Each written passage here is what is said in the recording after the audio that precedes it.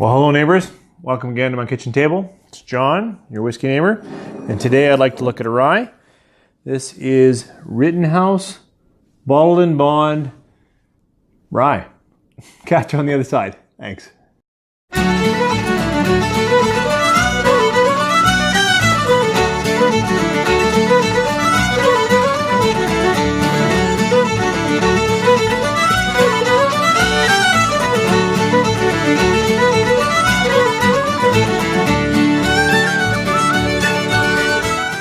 Well, thanks for joining me today. As I said in the quick intro, I want to look at a rye today. If you follow the channel, you know that I appreciate rye. We have a number of good ones up in Canada, and many excellent ryes come out of the US. So I wanted to talk about a fairly common, I think quite available rye. If you're looking around for something, I think you'll be able to find this. Now, this is Rittenhouse Straight Rye Bottled and Bond. So there's a lot of things actually in this label that I'd like to at least talk a bit about. And I believe they apply to rye just as they apply to bourbon with a difference of the grain. So in order to be a rye in the US, it must be at least 51% rye. It also needs to be aged in charred new American oak. It has to be produced and aged in the US. When you talk about age stamp, when it is a straight rye like this, if it was a straight bourbon, the straight is a minimum of 4 years. Then the bottled and bond is interesting because bottled and bond, as I understand it, means this represents a single distiller under the guidance of a single distillery under the guidance of a single distiller within one distilling season. And I think they break up their seasons into two in the US. So it represents, a tighter selection of whiskey that's being released. The additional thing with bottle and bond is it must be a minimum of 100 proof or 50%. So quite a few restrictions in a bottle and bond. And I think when you're picking it up, I think the reason for bottle and bond, if I look at the history, is just to sort of guarantee that quality, right? Single distillery, single distiller, single season, bottled at a higher proof. I just think it was a way to guarantee. It's pretty historic. It's got to be. I should look it up, but it's back in the 18-somethings when they released the bottled and bond concept. Okay, I'm not going to get it. But anyways. This particular Rittenhouse is from Heaven Hill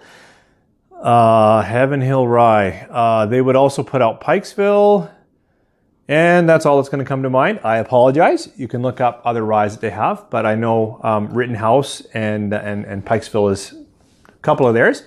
A little note: this is a square. It's a square. It's not a diamond. Because I understand that it represents Rittenhouse Square in Philadelphia. Now, I haven't been there, but again, when I was just digging around in history, just trying to find out a bit more about it, I think it's named after that because David Rittenhouse, something to do with, was it the first paper mill or first paper? Well, I'll put a couple of notes here for those that like history. But anyways, I've given you a bit about the bottle and bond. It is a rye. You tuned in for whiskey, not a history lesson, so let's see what I get out of this rye.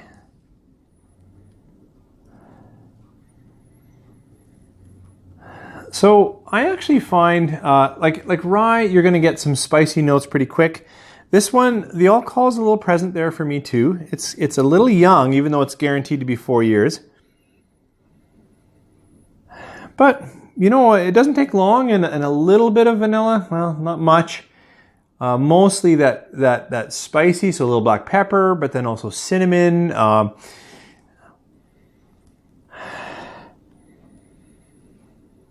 I get a little bit of toffee or caramel, like a little bit of that sugar note. A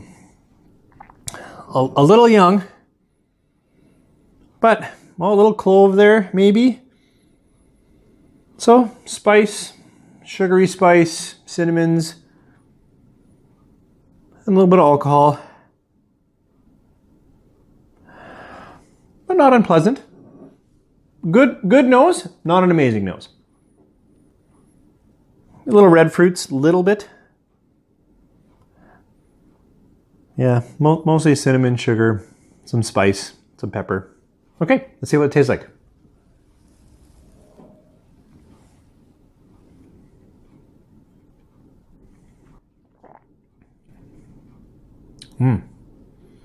I like that the palate. The palate for me picks up pretty quick. Spices continued, almost probably one of the first things you're gonna get. Kind of peppery, spicy, cinnamony, little clove. But it's coating. It's flavorful, like it's alive. It's rich. Now it opens up a bit. You know, you've had a sip, and so maybe some of the alcohol can fade away.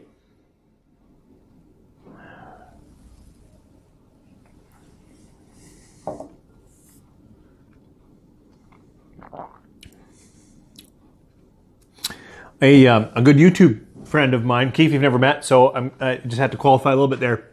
But Keith from the Malted Man Cave, great guy. Him and Dave do a great channel. You should check them out. They were looking at this a few weeks back. Actually, I will say, Keith, it's why I went out and bought this bottle. Well, that and it was on sale. And you talked about chai tea. So if I were to get to chai tea, because I don't get it immediately, I do get the clove and the spicy kind of part of chai. And the tea maybe coming from wood tannins, a little bit of tannins there because it develops more in my mouth. Don't know if I can get all the way to chai tea though, but that's nice and descriptive. A little bit, and I've used this before with rye, a little bit of cinnamon gum type thing, right? You got that high sugar. It's kind of chewy in the mouth. It finishes drying, which I appreciate in a rye. Yeah, and it continues to evolve as you're having sips. This is the first whiskey of the day. Yeah.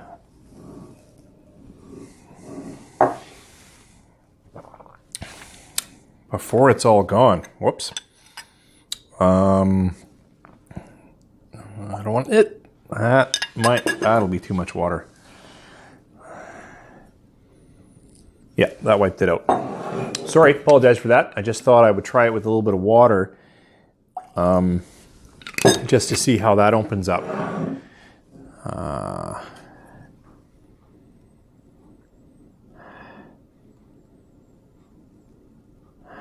Well, it didn't destroy the nose, but it didn't bring me anywhere that I wasn't getting already. I don't know now whether it's because I've been having a few sips or because of the water, but the alcohol is subdued.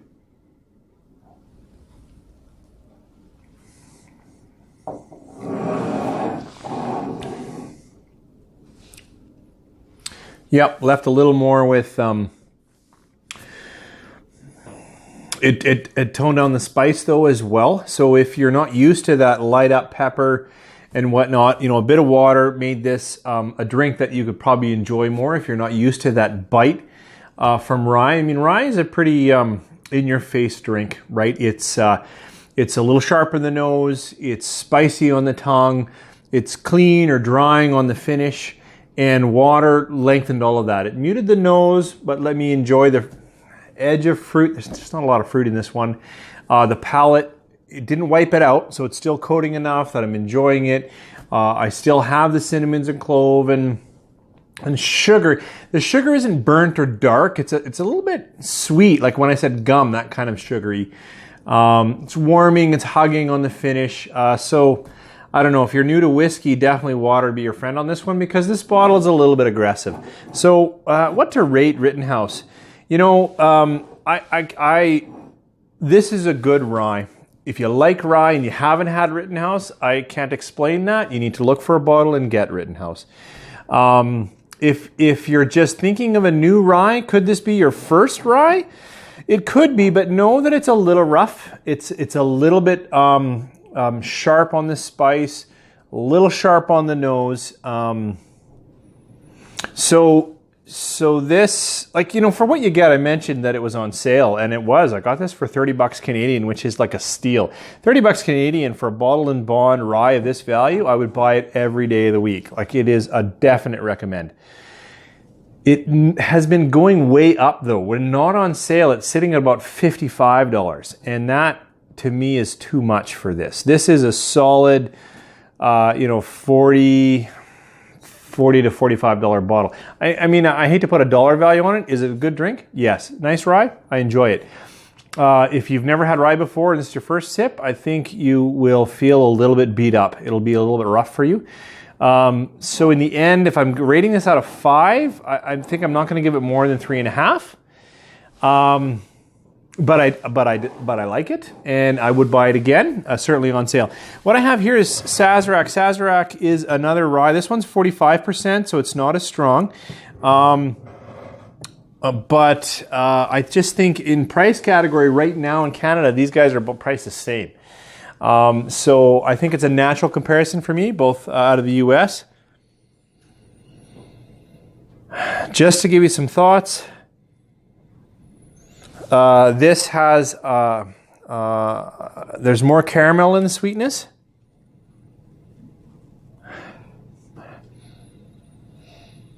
A little more juice to the cinnamons, but not as peppery. Give it a taste.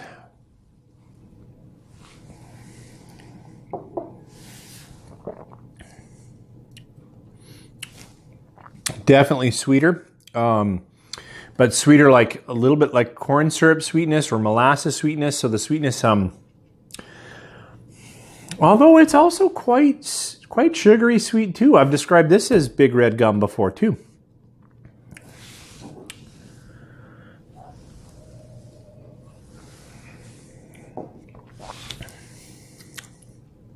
Wow, they're definitely cousins. In this moment, I prefer Sazerac a little bit. I find there's a little more playing on in that song, from the caramels and sweetness right into the spicy and the pepper. But they are surprisingly close. In my mind, they weren't this close. But now that I've had a sip of both, it's not a fair comparison because I've watered this one.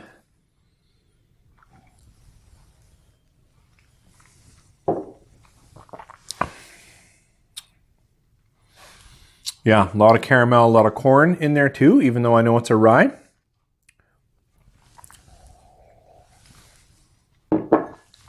More cinnamon, less pepper. More clove on the nose.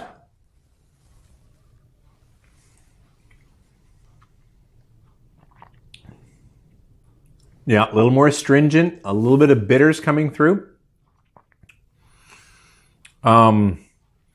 Leftover, a little more bite, little like white pepper on the edges.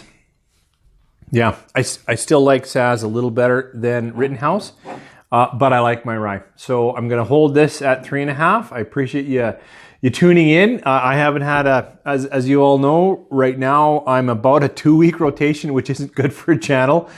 But it's exciting times we live in, and I appreciate you tuning in. And maybe tell me about your experience with rye or bottled and bond, I don't know, any thoughts about the whiskey. Thanks again for tuning in, and I hope you have a fantastic Saturday. Take care.